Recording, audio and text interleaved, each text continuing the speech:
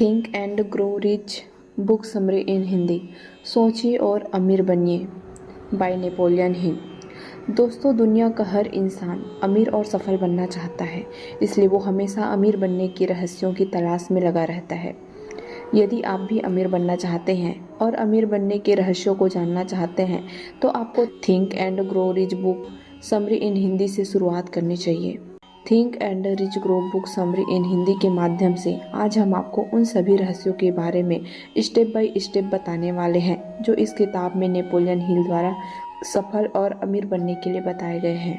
अगर आप मेरे चैनल में नए हैं तो मेरे चैनल को लाइक और सब्सक्राइब जरूर कीजिएगा और बेल आइकन को जरूर दबाइएगा, जिससे हमारे आने वाले वीडियो की अपडेट्स आपको मिलती रहे। धन्यवाद। चलिए दोस्तों, think and grow rich book summary इन हिंदी की शुरुआत करने से पहले इस बुक के ऑथर नेपोलियन हिल के बारे में थोड़ा सा जान लेते हैं। नेपोलियन हिल कौन है? नेपोलियन हिल अमेरिका के एक मशहूर लेखक होने के साथ साथ एक महान फिलोसोफर, विचारक और जर्नलिस्ट भी थे। उनका जन्म 26 अक्टूबर 1883 को पाउंड वर्जीनिया के एक छोटे से लकड़ी के घर में हुआ था। नेपोलियन हिल ने मात्र 13 वर्ष की उम्र में माउंटेन रिपोर्टर्स नामक न्यूज़पेपर के लिए आर्टिकल लिखना शुरू कर दिया था। नेपोलियन हिल को उनकी नई सोच और नए विचारों के लिए जाना जाता है। उन्होंने ज़्यादातर पर्सनैलिटी डेवलपमेंट, सेल्फ हेल्प और फाइनेंशियल से संबंधित किताबें लिखी हैं। उन्हीं किताबों में think and grow rich book उन्होंने दुनिया की एक नई पहचान दिलाई। Think and grow rich book आपको क्यों पढ़नी चाहिए? Think and grow rich book 1937 में प्रकाशित की गई। तब से लेकर आज तक इस किताब की लगभग 2 करोड़ से भी ज़्यादा कॉपियां बिक चुकी है। वर्ष 2007 में अमेरिका के बिजनेस वीक मैगजीन में इस किताब को सबसे ज़्यादा बिकने वाली पेपरबैक बिजनेस बुक की लिस्ट में 9th पोजीशन पर रखा गया। इससे आप यह अंदाज़ा लगा सकते हैं कि think and grow rich book आपके लिए कितनी ज़्यादा महत्वपूर्ण है। चलिए दोस्तों, अब मुद्दे की बात करते हैं कि think and grow rich book आपको क्यों पढ़ना चाहिए। आप किताब के टाइटल को पढ़कर सोच रहे होंगे कि ऐसा क्या पॉसिबल है, क्या कोई इंसान केवल सोचकर अमीर बन सकता है? आपको इन सभी सवालों के जवाब इस किताब में बहुत ही अच्छे ढंग से दिए गए हैं, जिनके बारे में हम बात करने वाले हैं। यह बुक केवल फाइनेंशियल प्रॉस्पेरिटी प्राप्त करने वाले तक ही सीमित नहीं है, बल्कि यह एक मोटिवेशनल, पर्सनालिटी डेवलपमेंट और सेल्फ हेल्प बुक है। यह बुक इंसान को सभी कार्य क्षेत्रों में सक्सेसफुल होने के लिए प्रेरित करती है। यह किताब आप लाइफ में जो भी करना चाहते हैं उसे पूरा करने में आपकी मदद करने वाला एक ग्रंथ साबित होगी। Think and grow rich book दुनिया के हर उस इंसान को पढ़नी चाहिए जो अपने जीवन में सफलता प्राप्त करना चाहता है, जो अपने व्यक्तित्व का विकास करना चाहता है, जो अपने जीवन को सुख और समृद्धि के साथ व्यतीत करना चाहता है। दोस्तों, हम think and grow rich book का सारांश आपके लिए लेकर आए हैं ताकि आप इस बुक में दिए गए सफलता के रहस्यों को जानकर अपनी लाइफ में कुछ पॉजिटिव चेंज ला सकें। Think and grow rich book summary इन हिंदी। 1908 में इस बुक के ऑथर नेपोलियन हिल की ज़िंदगी में एक महत्वपूर्ण टर्निंग पॉइंट आया जब उन्हें मशहूर उद्योगपति एंड्रयू कार्नेगी का इंटरव्यू करने का मौका मिला। एंड्रयू कार्नेगी उस समय के सबसे शक्तिशाली और सफल लोगों में से एक थे। एंड्रयू कार्नेगी का मानना था कि सफलता के प्रोसेस का एक सिंपल फार्मूला होता है जिसे दुनिया का हर इंसान समझ सकता है और उसे हासिल भी कर सकता है। एंड्रयू कार्नेगी ने सफलता के इस फार्मूले को खोजने और उसका विश्लेषण करने के लिए उस समय के 500 से अधिक सफल और करोड़पति लोगों को साक्षात्कार करने का लक्ष्य नेपोलियन हिल को दिया। नेपोलियन हिल ने इस लक्ष्य को स्वीकार कर उस समय के सफल लोगों की सफलता के रहस्यों को खोजना शुरू कर दिया। नेपोलियन हिल ने Thomas Edison, Alexander Graham Bell, Henry Ford और थियोडोर रूजवेल्ट जैसे उस समय के 500 से अधिक सफल और अमीर लोगों का साक्षात्कार लिया। अलग अलग कार्य क्षेत्रों में सफलता प्राप्त करने वाले 500 से अधिक सफल लोगों का इंटरव्यू लेने के बाद नेपोलियन हिल ने महसूस किया कि सभी सक्सेसफुल लोगों में कुछ कॉमन हैबिट्स होती हैं जिनकी बदौलत उनकी ज़िंदगी में कभी भी मान सम्मान, पैसा और सुख शांति की कमी नहीं रहती। अमीर बनने या सफलता प्राप्त करने के लिए इंसान को पढ़ा लिखा होना जरूरी नहीं है, बल्कि इससे भी ज़्यादा जरूरी है उन आदतों को जानना जो सफल और अमीर लोगों में पाई जाती है। Think and grow rich book में नेपोलियन हिल ने अमीर बनने के ऐसे 13 स्टेप बताए हैं जिन्हें फॉलो करके कोई भी इंसान अपने जीवन में सफलता को प्राप्त कर सकता है। आज के इस आर्टिकल को think and grow rich book summary इन हिंदी में हम आपको नेपोलियन हिल द्वारा बताए गए अमीर और सफल बनने के 13 स्टेप को एक एक करके बताने वाले हैं। स्टेप पहला, डिजायर, इच्छा। अगर आप पैसा कमाना चाहते हैं तो आपके अंदर पैसा कमाने की तीव्र इच्छा होनी चाहिए। ऐसा नहीं है कि यह नियम केवल पैसा कमाने के लिए ही लागू होता है, बल्कि यह दुनिया के हर काम पर लागू होता है। आप जो सोचते हैं आप वो कर सकते हैं, बस आपके अंदर उस काम को करने की तीव्र इच्छा होनी चाहिए। ऑथर ने इस किताब के 6 स्टेप बताए हैं जिनके जरिए आप पैसा कमाने की इच्छा को पूरा कर सकते हैं। पहला, आप जितना पैसा कमाना चाहते हैं उसे अपने मन में सोच लीजिए। यहाँ सिर्फ यह कहना काफ़ी नहीं होगा कि मैं बहुत पैसा कमाना चाहता हूँ। आपको एक निश्चित धनराशि ही सोचनी पड़ेगी, जैसे मैं 1 लाख रुपए हर महीने कमाना चाहता हूँ। दूसरा, अब आपको यह निर्धारित करना होगा कि 1 लाख रुपए हर महीने कमाने के लिए आप क्या क्या काम कर सकते हैं। जैसे आप मेरी तरह ब्लॉगिंग कर सकते हैं या फिर यूट्यूब चैनल बनाकर भी पैसा कमा सकते हैं।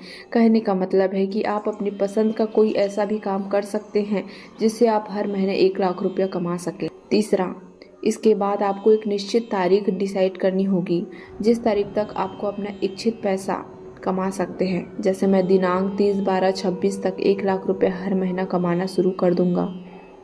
चौथा, इसके बाद आप इच्छित पैसा कमाने के लिए जिस काम को करना चाहते हैं उसे करने के लिए एक निश्चित योजना बनाएं और फिर बिना किसी देरी के उस काम को करना शुरू कर दें। पांचवा, आप कितना पैसा कमाना चाहते हैं, आप इच्छित पैसा कमाने के लिए क्या काम करेंगे, आप किस तारीख तक इच्छित पैसा कमाएंगे, उस काम को करने की आपकी योजना क्या है। इन सारे सवालों का जवाब स्पष्ट रूप से किसी कागज पर लिखकर एक स्टेटमेंट तैयार करें। छठवां, इसके बाद आप अपने इस लिखित स्टेटमेंट को दिन में 2 बार जोर जोर से पढ़ें और इसे हमेशा याद रखें। उसके बाद आता है स्टेप दूसरा, फैथ, आस्था या विश्वास। किसी चीज़ को चाहने और उसे पाने में काफ़ी अंतर होता है। आप किसी चीज़ को तब तक हासिल नहीं कर सकते जब तक आपको यह विश्वास न हो जाए कि आप उसे हासिल कर सकते हैं। अगर आप अमीर बनना चाहते हैं तो सबसे पहले आपको खुद पर भरोसा होगा कि हाँ, मैं अमीर बन सकता हूँ, क्योंकि आप जिस तरह से विचारों को अपने सबकॉन्शियस माइंड में डालते हैं, आपका सबकॉन्शियस माइंड उस तरह से काम करना शुरू कर देता है। इसलिए आपको हमेशा पॉजिटिव ही सोचना चाहिए और निगेटिव विचारों से बिल्कुल दूर रहना चाहिए।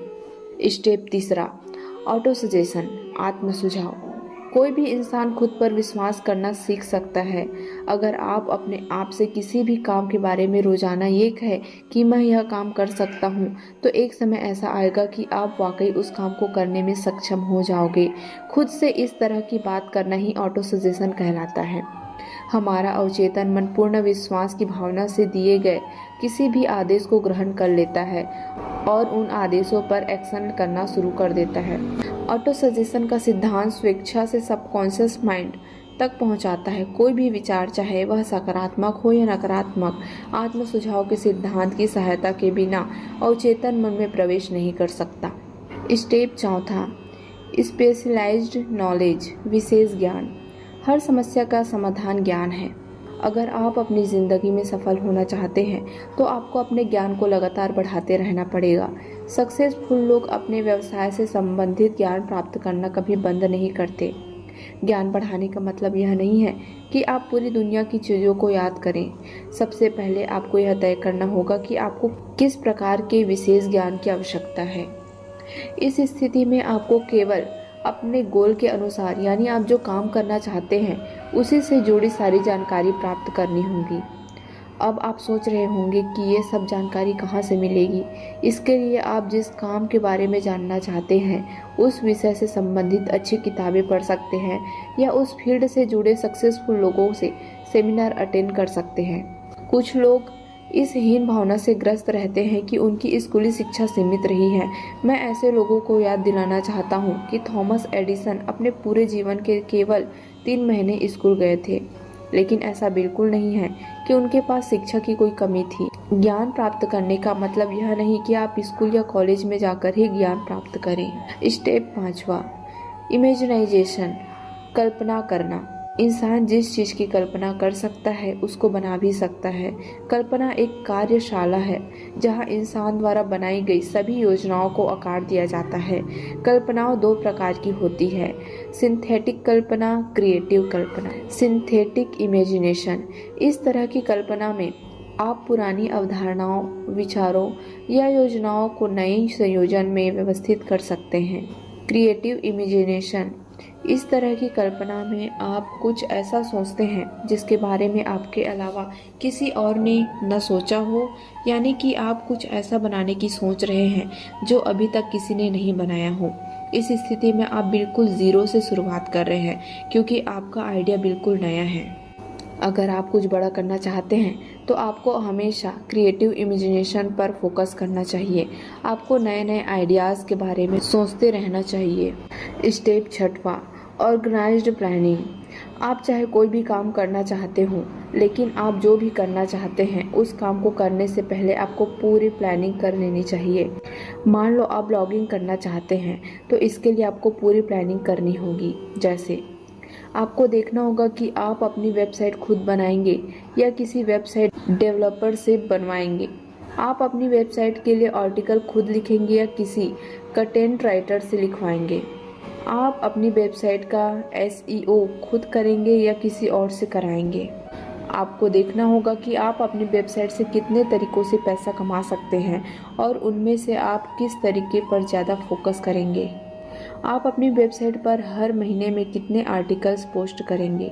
बिना प्लानिंग के आप किसी भी काम में सक्सेसफुल नहीं हो सकते। आपके असफल होने का कारण होता है सही प्लानिंग न करना। थॉमस एडिसन भी बिजली का बल्ब बनाने से पहले 10,000 बार असफल हुए थे। असफलता स्थायी नहीं होती, इसको आप सही प्लानिंग करके सफलता में तब्दील कर सकते हैं। स्टेप 7वां, डिसीजन, निर्णय। सक्सेसफुल लोगों का एक खास आदत होता है कि वह कोई भी निर्णय बिना किसी देरी के ले लेते हैं और अपने निर्णय पर अड़िग रहते हैं। अगर आप भी सक्सेसफुल होना चाहते हैं तो आपके अंदर फास्ट डिसीजन लेने की क्षमता होनी चाहिए। अगर आप फास्ट डिसीजन लेने की योग्यता हासिल करना चाहते हैं तो अपनी आंख और कान खुले रखें और अपना मुंह बंद रखें। ज़्यादातर लोगों में टालम टोल करने की आदत होती है जिसके कारण वे अपना कोई भी काम समय पर नहीं कर पाते हैं। अगर आप दुनिया को बताना चाहते हैं कि आपका क्या करने का इरादा है तो पहले उस काम को करके दिखाओ। स्टेप 8वां, परसिस्टेंस, दृढ़ता या हठ। दृढ़ता की कमी विफलता के मुख्य कारणों में से एक है जो ज़्यादातर लोगों को कॉमन प्रॉब्लम होती है, लेकिन इसे दूर किया जा सकता है। दृढ़ता की कमी पर विजय पाना पूरी तरह से व्यक्ति की इच्छा की तीव्रता पर निर्भर करता है। यदि आपके अंदर अपने लक्ष्य को पाने की जिद नहीं है तो आप अपने लक्ष्य को कभी भी हासिल नहीं कर सकते। दृढ़ता का मुख्य आधार इच्छा की शक्ति है और सभी उपलब्धियों का प्रारंभिक बिंदु भी इच्छा होती है। इच्छा शक्ति और इच्छा जब आपस में मिल जाते हैं तो इतनी मजबूत जोड़ी बनाते हैं जिसे आसानी से नहीं तोड़ा जा सकता। ज़्यादातर लोग अपने लक्ष्य को जरा सा विपत्ति आने पर छोड़ देते हैं। बहुत ही कम लोग ऐसे होते हैं जो अपने लक्ष्य को पाने के लिए निरंतर प्रयासरत रहते हैं, चाहे उन्हें कितनी भी विपत्तियों का सामना क्यों न करना पड़े। जो लोग हार के बाद भी खुद को खड़ा कर लेते हैं और लगातार कोशिश करते रहते हैं, ऐसे लोग ही सफलता प्राप्त कर पाते हैं। ज़्यादातर लोग रिश्तेदारों, दोस्तों और पड़ोसियों को खुद पर इतना हावी कर लेते हैं कि वे अपनी मर्जी से जीना ही भूल जाते हैं और उन्हीं के हिसाब से ज़िंदगी जीने लगते हैं। ऐसे लोगों को हमेशा एक ही डर सताता रहता है कि लोग क्या कहेंगे। आलोचना के डर से ज़्यादातर लोग किसी नए काम की शुरुआत करने से डर जाते हैं। ऐसे मामलों में आलोचना का डर सफलता की इच्छा से मजबूत होता है जो आपके लिए सही नहीं है। आपसे ज़्यादा आपको कोई नहीं जानता। आपको क्या करना चाहिए या क्या आप कर सकते हैं, इसका जवाब आपसे बेहतर कोई नहीं दे सकता। यह दुनिया राय चंदों से भरी पड़ी है जो आपको हर कदम पर राय देंगे। लेकिन अगर आप कामयाब होना चाहते हैं तो आपको अपनी ज़िंदगी के फैसले खुद ही लेने होंगे। आज मैं आपको 4 ऐसे स्टेप बताऊंगा जो आपके अंदर किसी भी काम को करने की लगन पैदा कर देंगे। इसके लिए किसी विशेष एजुकेशन की आवश्यकता नहीं है, बल्कि थोड़े से समय और प्रयास से आप ऐसा कर सकते हैं। पहला, आपके पास ऐसा गोल होना चाहिए जिसे प्राप्त करने की आपके अंदर गहरी इच्छा हो। दूसरा, आपके पास एक ऐसा एक्शन प्लान होना चाहिए जिस पर आप निरंतर काम कर सकते हैं। तीसरा, आपको अपने माइंड में नकारात्मक सुझावों को प्रवेश नहीं होने देना है। ऐसा नकारात्मक सुझाव अक्सर रिश्तेदारों, दोस्तों और परिचितों द्वारा दिए जाते हैं। चौथा, आपको एक या एक से अधिक ऐसे व्यक्तियों के साथ दोस्ताना व्यवहार रखना होगा जो आपकी योजना और उद्देश्यों का पालन करने के लिए आपको प्रोत्साहित करें। Step 9, power of mastermind. आप चाहे किसी भी फील्ड में काम क्यों ना कर रहे हों, लेकिन आपके पास एक मास्टरमाइंड ग्रुप होना बहुत ज़रूरी है। मास्टरमाइंड ग्रुप ऐसे लोगों का समूह होता है जो आपकी नॉलेज को बढ़ाता है। अगर आप लाइफ में कुछ बड़ा करना चाहते हैं तो आप अकेले कुछ नहीं कर सकते, क्योंकि हो सकता है आपको सभी चीज़ों की नॉलेज ना हो। हर इंसान किसी न किसी चीज़ में एक्सपर्ट होता है, इसलिए आपको अपने फील्ड से रिलेटेड एक्सपर्ट लोगों से मेलजोल बढ़ाना चाहिए। ये एक्सपर्ट लोग ही आपकी योजनाओं को सफल बनाने में आपकी मदद कर सकते हैं। आप इन एक्सपर्ट लोगों को अपने मास्टरमाइंड ग्रुप में शामिल कर सकते हैं। अब इसका मतलब यह नहीं कि आप स्वार्थी बन जाएं। आपको भी उनके लाभ का ध्यान रखना होगा, क्योंकि बिना किसी लाभ के कोई भी इंसान आपके साथ ज़्यादा दिन तक नहीं टिक सकता। स्टेप 10, सेक्स ट्रांसफॉर्मेशन, सेक्स के रूपांतरण। किसी तत्व या ऊर्जा के लिए एक रूप से दूसरे रूप में रूपांतरित होना ट्रांसफॉर्मेशन कहलाता है। सेक्स की इच्छा सबसे पावरफुल मानवीय इच्छाओं में से एक है। संभोग की इच्छा इतनी मजबूत और उत्तेजक होती है कि इंसान उसके चक्कर में अपनी जिंदगी और मान सम्मान को भी दांव पर लगा देता है। वैज्ञानिक अनुसंधान ने कुछ महत्वपूर्ण तथ्यों का खुलासा किया है कि बड़ी उपलब्धियां प्राप्त करने वाले मनुष्य अत्यधिक विकसित सेक्स स्वभाव वाले मनुष्य हैं। यह ऐसे लोग हैं जो सेक्स रूपांतरण की कला को समझते हैं। Step 11, the power of your subconscious mind, अवचेतन मन की शक्ति। हमारे माइंड के 2 हिस्से होते हैं, एक होता है कॉन्शियस माइंड और दूसरा होता है सबकॉन्शियस माइंड। कॉन्शियस माइंड का काम होता है सोच विचार करना और सबकॉन्शियस माइंड का काम होता है आपकी सोच पर विश्वास करना। सबकॉन्शियस माइंड पर हमारा कोई कंट्रोल नहीं होता है, लेकिन हमारी सारी इच्छाएं, भावनाएं और फैसले इसी से कंट्रोल होते हैं। आप जैसा सोचते हैं या करते हैं, सबकॉन्शियस माइंड उस पर पूरी तरह यकीन कर लेता है। चलिए इसे एक उदाहरण से समझते हैं। जब आप कंप्यूटर कीबोर्ड पर टाइप करना सीखते हैं तो शुरुआत के कुछ दिनों तक आपको सोचना पड़ता है कि कौन सा अल्फ़ाबेट या नंबर कहाँ पर है। इस स्थिति सोचने का काम आपका कॉन्शियस माइंड करता है, लेकिन कुछ ही दिनों बाद जब आप टाइप करना सीख जाते हैं तो आपके हाथों की उंगलियां आंखों से बिना देखे ही सही बटन पर पहुंच जाती है और आप बिल्कुल सही से टाइप करने लगते हैं। ऐसा आपके सबकॉन्शियस माइंड की वजह से होता है, क्योंकि अब आपका सबकॉन्शियस माइंड पूरी तरह यकीन कर चुका है और जिस बात पर सबकॉन्शियस माइंड को यकीन हो उसके बारे में कॉन्शियस माइंड को दोबारा सोचने की ज़रूरत नहीं पड़ती। इसलिए आपको हमेशा पॉजिटिव विचारों के बारे में ही सोचना चाहिए। ये पॉजिटिव विचार धीरे धीरे आपके सबकॉन्शियस माइंड में बैठ जाएगी और इसके बाद आपकी ज़िंदगी में जो होगा वो पॉजिटिव ही होगा। ऑथर द्वारा think and grow rich book में 7 सबसे शक्तिशाली सकारात्मक भावनाएं बताई गई हैं जिनमें हमको महारत हासिल करनी चाहिए। इच्छा, आस्था, प्यार, सेक्स, उत्साह, रोमांस और आशा। उपरोक्त 7 सकारात्मक भावनाओं के अलावा ऑथर द्वारा 7 प्रमुख नकारात्मक भावनाओं के बारे में भी बताया गया है जिनसे हमें बचना चाहिए, जैसे डर, ईर्ष्या, घृणा, बदला, लालच, अंधविश्वास और क्रोध। Step 12, the brain. आप जानते हैं दिमाग दुनिया की सबसे पावरफुल मशीन है और खुशी की बात यह है कि ये पावरफुल मशीन दुनिया में सिर्फ इंसान को ही दी गई है, इसलिए आपको इसका पूरा फ़ायदा उठाना चाहिए। हमारा ब्रेन 2 तरीके से काम करता है। यह विचारों को प्रसारित करता है और ग्रहण भी करता है। अच्छे विचारों का हमारी सफलता में बहुत बड़ा योगदान होता है। Step 13, sixth sense. Sixth sense की पावर का कुछ लोग ही अच्छे से यूज़ कर पाते हैं, क्योंकि ज़्यादातर लोगों को इसके बारे में पता ही नहीं होता है।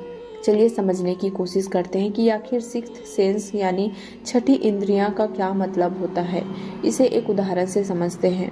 आप जानते होंगे कि आईपीएल मैच के लिए खिलाड़ियों की बोली लगाई जाती है। खिलाड़ियों को खरीदने वाले लोग अपने सिक्स्थ सेंस यूज करके खिलाड़ियों को खरीदते हैं, क्योंकि उन्हें लगता है कि जिस खिलाड़ी को उन्होंने खरीदा है वह अच्छा परफॉर्मेंस करेगा। अब हो सकता है वो खिलाड़ी अच्छा परफॉर्मेंस करे और यह भी हो सकता है कि वो अच्छा परफॉर्मेंस ना करे। सिक्स्थ सेंस ऐसी चीज नहीं है जिसे आप अपनी इच्छा से पहन और उतार सकें। सिक्स्थ सेंस एक ऐसी क्षमता है जिसे इस किताब में दिए गए सिद्धांतों का प्रयोग करके धीरे धीरे विकसित किया जा सकता है। तो बताइए दोस्तों, कैसा लगा हमारा यह think and grow rich book summary. अगर आपको पसंद आए तो चैनल को लाइक और सब्सक्राइब जरूर कीजिएगा।